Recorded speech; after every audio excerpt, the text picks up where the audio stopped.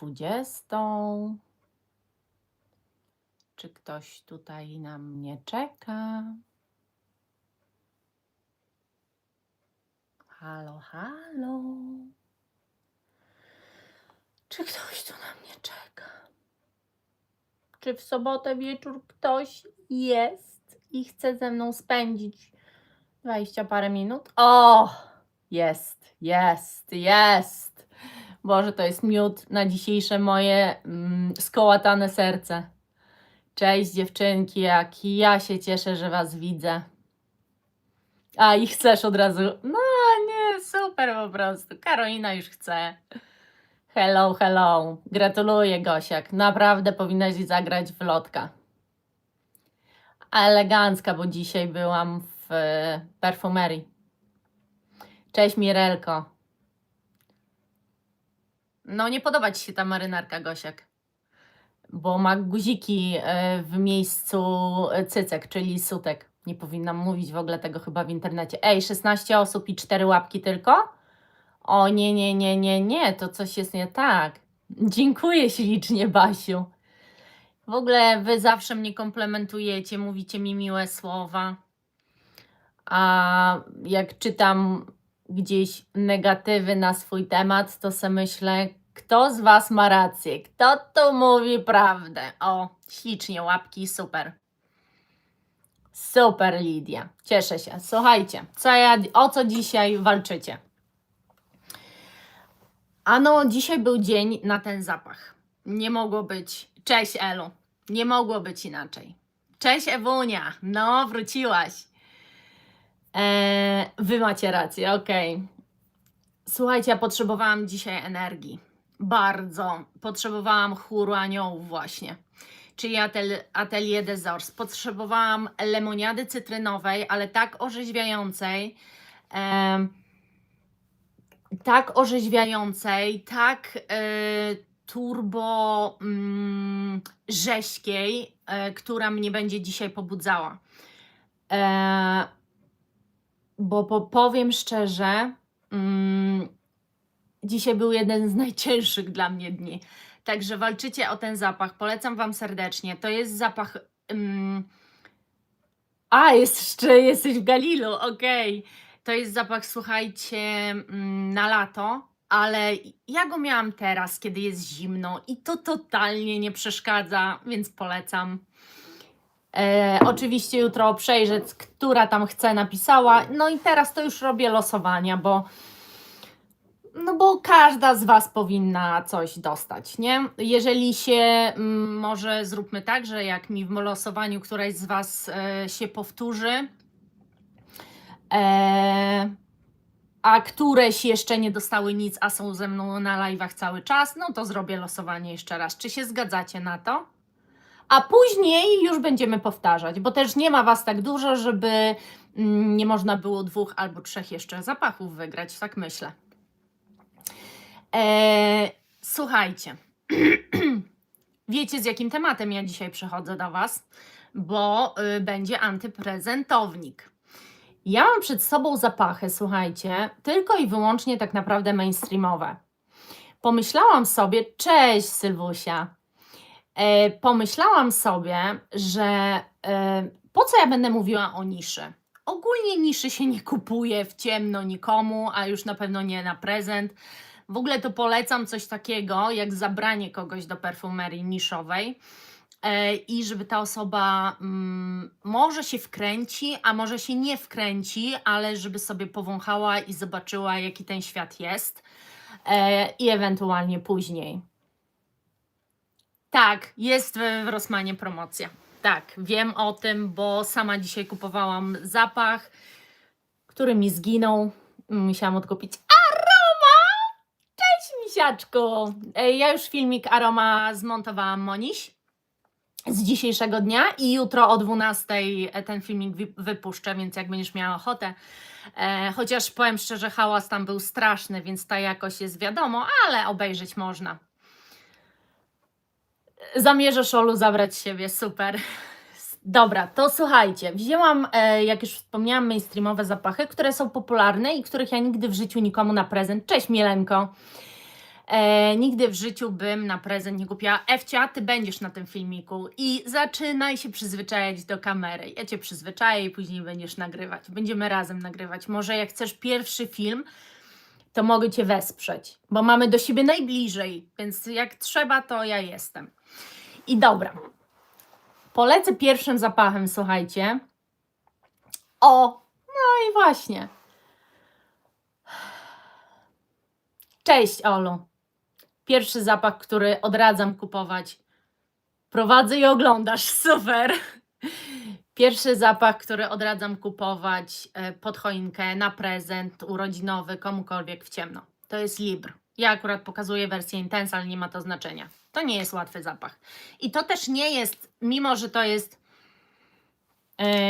mimo że to jest, słuchajcie, zapach wyhypowany, można powiedzieć, to jest to zapach trudny. Jest to moim zdaniem woń bardzo trudna. Bardzo dużo osób go kocha i myślę, że tyle samo go nie znosi i nie może go wąchać. No właśnie, Madzia. Tu trzeba kochać intensywną, mocną wanilię. I nie każdy tak podaną wanilię kocha, więc ja bym nikomu w ciemno Libre nie kupiła.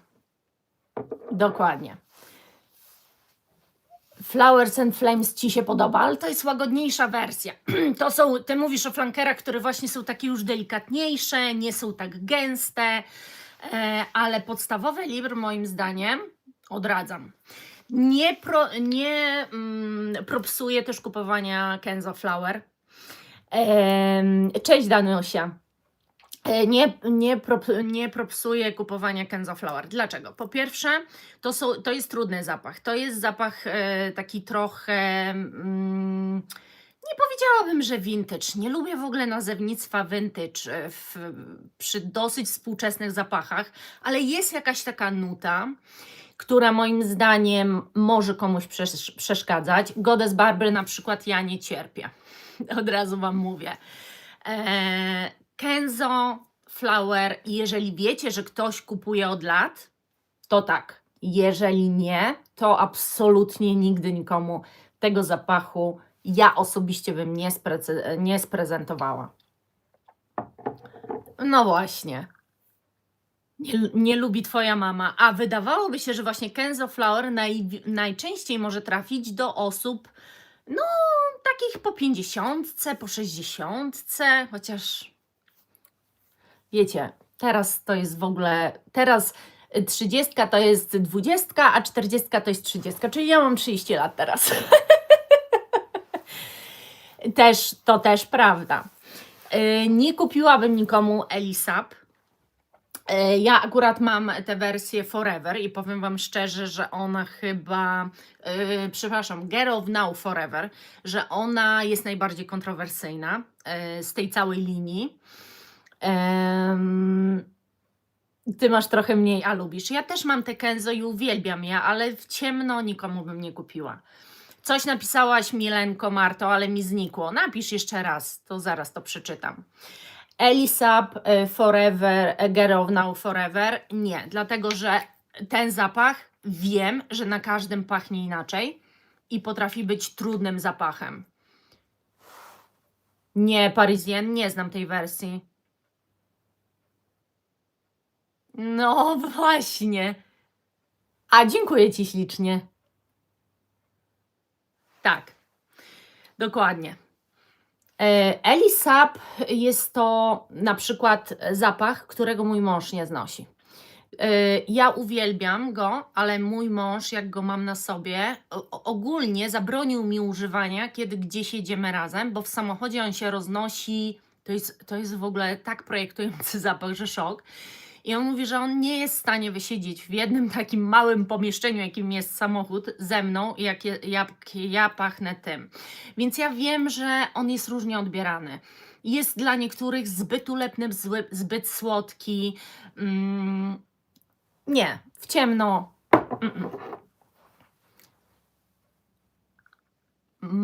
Mam je wszystkie te Elki. No, ja na przykład bardzo lubię tę linię, ale wiem, że jest to trudny zapach mimo wszystko.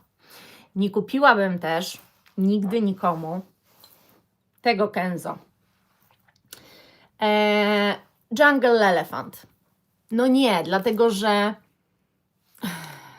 to jest specyficzna przyprawowość. W ogóle to trzeba lubić przyprawowe zapachy. Więc moim zdaniem to albo trzeba lubić takie od zawsze, albo być trochę znudzony innymi, albo traktować ten zapach tylko i wyłącznie jak zimowy, jak Milenka na przykład. Tak, Jean Paul Gaultier też bym nikomu nie kupiła. Ja akurat nie mam, bo ja nie cierpię w ogóle Jean Paul Gaultier. Jungle Elephant, no nie? Właśnie, nie, to nie jest zapach do kupowania w ciemno nikomu. Jak bardzo byście go nie kochali, jak bardzo byście go nie doceniały same mając, jak bardzo byście nie czuły się wytwornie w tym zapachu, to nie jest to zapach, który powinno się podarować komuś, kogo się za dobrze nie zna, bo głównie o takich osobach mówimy. To znaczy nie mówimy o tym, że kogoś znamy od dechy do dechy i dokładnie wiemy, co ktoś lubi, nie? Ja też kocham Aniu Słonia. No. Dla kolekcjonera można dać. Dokładnie to wszystko zależy, kto jest odbiorcą, jaki jest target. I mróz. No. Nigdy w życiu Givenchy. Nigdy Ange Audemont. To jeszcze Le Secret, to jest... Ale Ange Audemont, ten czarny, to już jest grubo. Cześć Kamilko. Dla mnie to jest bardzo sensualna i taka ostrawa kompozycja. To jest taki zapach, słuchajcie, nawet z jakimś polotem niszowym, bym powiedziała. Ale przez to, że czuć tu takie dziwne, to jest w ogóle taka dziwna dosyć kompozycja. Bo ja się czasami zastanawiam, czy to w ogóle brzmi kobieco. Według mnie nie do końca. Mała pojemność, no. Swoją wishlistę i posprawia, dokładnie. Natomiast nie macie tak, że ja zawsze dostawałam perfumy i zawsze dostawałam w ciemno. Jedne były bardziej udane, drugie mniej, ale jest taka tendencja ogólnie i jak chodzę po perfumeriach, to bardzo dostrzegam, że mężczyźni na przykład, szczególnie mężczyźni w tym okresie przedświątecznym łażą po tych perfumeriach, Sephorach, Douglasach, panie podchodzą do nich, wciskają im zapach, no bo wie pan, to się podoba każdemu. Ja słyszę te rozmowy dosłownie, nie? Oni przynoszą to, dają pod choinkę, a później na grupach perfumowych, których jestem, jest tona, dosłownie po gwiazdce, słuchajcie, jest wysyp zapachów, które te kobiety w ogóle nie chciały i odsprzedają. Chłopy nie ogarniają, tak. I oni są takim najgorszym targetem tak naprawdę. Także Ange Audemont nigdy w życiu. To trzeba powąchać, ponosić i sprawdzić. Dokładnie. No, jak jesteście w perfumerii, ja to w ogóle lubię podsłuchiwać, jak te ekspedientki wciskają, nawijają makaron na uszy. Mało kontrowersyjne, a dla mnie jednak ja uważam, że no, są specyficznie skomponowane. Rozmawiałyśmy wczoraj, że barenia nie, że część z Was bareni nie znosi. Z listy, no właśnie, ale są tacy, co absolutnie listy nie może być, bo przecież to musi być niespodzianka, on pójdzie i kupi, na pewno pani mu dobrze podpowie, nie? Ja barenię uwielbiam. I tę podstawową, i tę drugą. Tej drugiej nawet nie wzięłam, bo to już absolutnie nie wchodzi w grę, żeby kupić w ciemno, bo tam jest za dużo paczuli. Natomiast barenia też dzieli ludzi na tych, co ją kochają i na tych, co nie za bardzo. Ola na przykład właśnie pisze, że bareni nie lubi. Kamila bareni nie znosi. Ania Perfumowa Bajka barenia na nie. Alien też jest. Wzięłam, tak Mirelko, Aliena, ale nie tylko Aliena. Uważam, że Mugler nie nadaje się do kupowania w ciemno. I to nieważne, czy to jest Alien, czy to jest Soul Angele. Dlaczego? Po pierwsze, na ogół są dwa teamy. Pierwszy team kocham Angele, nienawidzę alienów. Drugi team, kocham alieny, nienawidzę Angeli. Ja kocham wszystko, ale są to zapachy zbyt ryzykowne. Milena właśnie to napisała. Są to zapachy zbyt ryzykowne. Nie kupujcie Muglera nikomu. To trzeba pokochać samemu w swoich czterech ścianach, spróbować, ale na pewno nie dostawać pod choinkę, testować. Zbyt duże ryzyko. Ja też kocham całego, ale jak widać tu się mocno dzielą. Dokładnie, cześć Ewciu. Najbezpieczniejszy z Muglera jest Angel Nova, ale mimo wszystko nie każdy zniesie tę słodycz i tę pudrowość. Różnie może być. Cześć Irminko. No właśnie, Womanity. Mój ukochany zapach figowy, który jest zjeżdżany przez większość. Taka jest prawda. Także nie idźmy w Muglera. No i jeszcze powiem Wam o dwóch. Jeden to myślę, że też Wy wszyscy wiecie, Lenterdi. Absolutnie nigdy w życiu nie kupujcie nikomu Lenterdi. No nie, to trzeba już lubić słodycz połączoną z ziemistością. O Jezu, Womanity. No wiem, Gosia, że Ty nie cierpisz tego zapachu, ja uwielbiam. Lenterdi, jeszcze róż, ok, jest dużo słodszy, nie ma tam tej ziemistości. Wersję Intense nie ryzykowałabym, bo jest to praktycznie to, tylko intensywniejsze. Ale te róż, Ultim, róż, spoko. Moim zdaniem dla kogoś, kto lubi słodziaki i wiecie, że lubi słodziaki, jest ok. Podstawowa wersja. Nie kupujcie Lenterdi. I ostatnie, co Wam pokażę. Namówiona, słuchajcie, na live'ie przez, kurczę, nie pamiętam, którą dziewczynę. Serio nie pamiętam. Ale na live'ie listopadowym zostałam namówiona. No właśnie, widzisz, Olu, a tam ja czuję ziemistość. Jose Eisenberg. I ja może powiem Wam tak. Ania Anecznik mówi o tym zapachu, w ogóle ma go w kolekcji i ostatnio go chyba nosiła w którymś tygodniu, pokazywała u siebie w filmie. Jak Ania Anecznika oglądacie, no to wiecie, o czym mówię. I ona fajnie powiedziała, że ma takie momenty, kiedy lubi męskie... Nie, to był jakiś poświęcony chyba męskim zapachom, ale noszonym przez kobiety. Coś takiego było. I słuchajcie, dla mnie jest ten zapach męski dosyć. Mój mąż mówi, że to jest zapach dla niego, nie dla mnie. On jest świeży, nie jest jakiś wybitny, ale nigdy bym Jose Eisenberg nikomu nie kupiła, właśnie dlatego, że nie wiadomo komu go kupić. Jedna kobieta będzie się w nim czuła dobrze, a druga absolutnie nie. Facet na początku będzie się czuł dobrze, ale on jak się ułoży, to tak jest tak naprawdę dalej nie wiadomo co. Czy to jest damskie, czy to jest męskie? Dziwny zapach. Nie polecam. Nie znasz Elu. No, to jest taki naprawdę stwór, bym powiedziała, za grosze, bo ten zapach naprawdę kosztuje jakieś niewielkie pieniądze. Bo tak jak mówię, no głównie skupiałam się na mainstreamie. O, widzisz? Testowałaś go w perfumerii, no. A ja zostałam namówiona i go kupiłam. To nie jest tak, że ja go nie będę używać, ale absolutnie nigdy... do 10 ml. O, widzisz, Sephora coś dorzuca. To ja nawet, jeżeli chodzi o Sephorę, to jestem trochę w tyle z jakąkolwiek promocją, przyznam szczerze. No, w każdym razie żadne zapachy, które są dwuznaczne. Żadne zapachy, moim zdaniem, które są zbyt słodkie. Żadne zapachy Muglera. Żadne zapachy vintage też się nie nadają.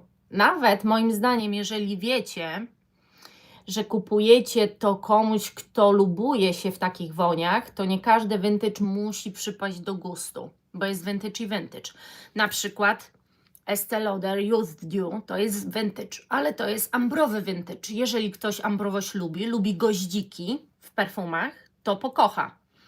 Cytrusy bardzo bezpieczne. Kwiaty, które są takie delikatne, typu szukać może czegoś z piwonią, coś takiego lekkiego, bardziej kobiecego, coś, co nie będzie przeszkadzało, co się miło będzie używało, coś, co nie odstraszy.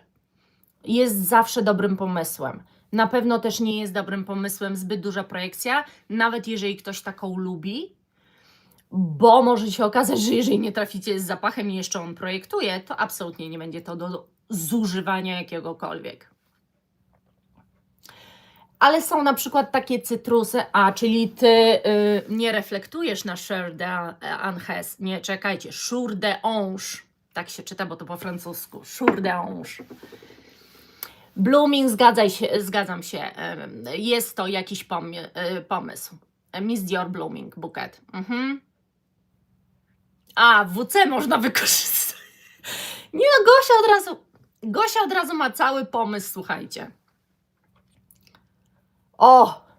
Fuksem, ale to na końcówkę już zdążyłaś i tak będziesz musiała obejrzeć, bo ja już o wszystkich perfumach antyprezentowych opowiedziałam, bo dzisiaj o takich gadamy. Chloe Nomad się spodoba większości, a ja na przykład miłości z Chloe Nomad nie mam, ale nie dlatego, że mi się zapach nie podoba, tylko dlatego, że moja skóra go zjada. Armani ma bardzo dużo przyjaznych zapachów, na przykład ja, jak miałam 18 lat, moim pierwszym zapachem, który dostałam właśnie pod choinkę, było Armani She. I powiem Wam, że to jest przecież nie za łatwy zapach, bo taki dosyć waniliak ciężkawy, można powiedzieć. No jest to taka woń intensywna, a ja się pokochałam i przez wiele lat nosiłam tylko to. Masaki Matsushima Shiro, zgadzam się. My Way nie wszyscy lubią. Ja dostaję dużo info, że My Way się nie podoba, więc L'Impératrice szybciej, chociaż jedna z Was na którymś live'ie napisała, że L'Impératrice absolutnie nie lubi, bo wali jej tam nie ogórkami, tylko czymś tam. Także no każdy może odbierać każdy zapach tak naprawdę różnie. Fajnie mieć jakiś feedback, najlepiej mieć wishlistę i nie kupować nic w ciemno. No ale głównie ten filmik powinnam skierować do mężczyzn, którzy są właśnie namawiani przez ekspedientki. She nie był, jest ten zapach jeszcze produkowany i można go kupić. Ja swój zużyłam w tym roku, już that's it, do końca. I powiedziałam, że nie odkupię, ale nie wiem, czy nie odkupię. Armani Mania to jest zapach mojej przyjaciółki z kolei. Tyle lat nim pachniała, że szok. Tak, tuberoza odpada. Ja też już chyba nie wrócę.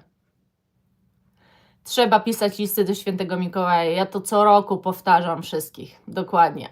Ola chce w końcu napisała. Nie wierzę. Olu, spakowałam Ci dzisiaj paczkę i wysłałam. Zaniosłam do paczkomatu. I masz mi koniecznie, jak ją odbierzesz, napisać, jakie wrażenia masz. Armani to jeszcze jest jedyna marka, moim zdaniem, która się fajnie utrzymuje jakościowo, która aż tak mocno nie grzebie przy perfumach. Kasia, My Way nie lubi. No, wiem, że się, Olu, ucieszysz. Mam nadzieję, że z tej paczki też się ucieszysz, bo tylko zdradzę Ci, że jak Mikołajki, to w perfumowni są zawsze fajne Mikołajki i mam nadzieję, że zrobię Ci ogromną frajdę tą paczką, bo to będą fajne rzeczy. Też nie lubisz My Way? No właśnie, ja lubię owocowe, świeże zapachy. Zawsze lubiłam i zawsze je w kolekcji miałam i to były moje must have'y. L'Impératrice, My Way, wszystkie tego typu, to ja nosiłam to latem. W ogóle Chanel Chance, kocham. Ale mam do Was takie pytanie. Zastanawiałam się, stojąc przed tą moją szafą, czy Kupiłabym komukolwiek Chanel Mademoiselle, Coco Mademoiselle. I zastanawiam się, czy tak obiektywnie, jak się nad tym zastanowić, czy to są perfumy w ogóle do kupowania komuś w ciemno, kto nie ma jakiegoś gustu perfumowego za mocnego. Milenko, dla większości Araby walą Arabem. Chyba nie. Nie, no właśnie. No, w niszę to bym nie szła, absolutnie. Żaden but ci się nie podoba. Ja lubię bardzo Carolinę Herrera, Good Girl. No właśnie, ale czy Karolina zgadzasz się z tym? Czy uważasz, że to jest dobry pomysł na prezent? Coco Mademoiselle.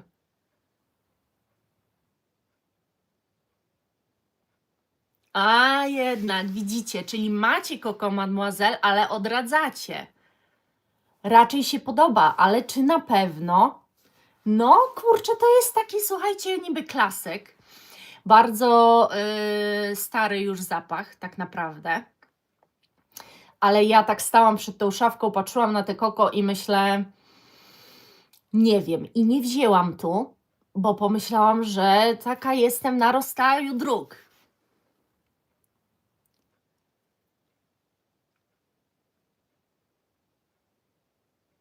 O, no i Ela nie może nosić na przykład. I jakbyś dostała te Coco, to przecież byś tego w życiu nie zużyła, musiałabyś sprzedać. No właśnie.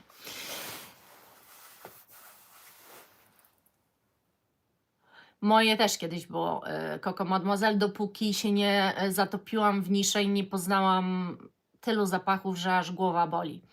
Mam pomysł na jutro na film i chciałabym dzisiaj skończyć, ponieważ chciałabym jutro sobie z Wami pogadać.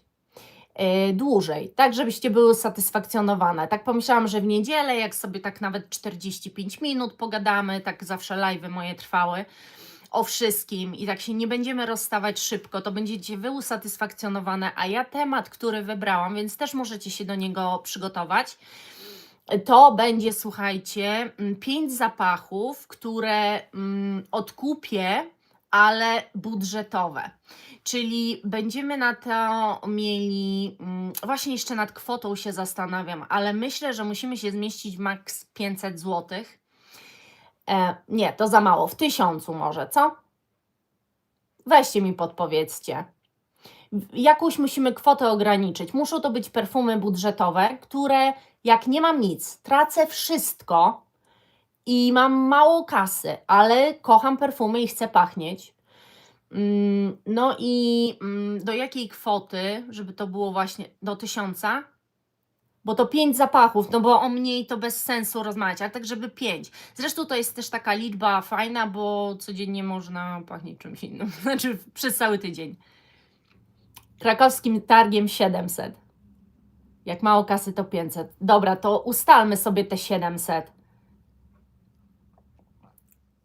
Musimy się zmieścić w tych 700. Dacie radę? Tak, po 30 ml. Właśnie też pomyślałam. Małe pojemności po prostu jakieś. Wy możecie się sobie zastanowić, ja się zastanowię. Super, no to mamy te 700 zł. To wy się zastanówcie, co byście odkupiły, jakie 5 zapachów od razu byście kupiły, żeby mieć na początek kolekcji i ja też to zrobię. I sobie o tym pogadamy trochę dłużej. A dzisiaj kończę. I dzięki Wam bardzo. Zapraszam Was jutro o 12 na ten film z Sillage. Moniś, Aroma, tam jedziesz. Ale jak jeszcze jesteś i oglądasz tego live'a, to Ciebie też serdecznie zapraszam, żebyś pooglądała siebie. Buziaczki kochane. Pa, pa, damy radę za 700, tak. Buziaczki, pa. Macie pracę domową, dokładnie.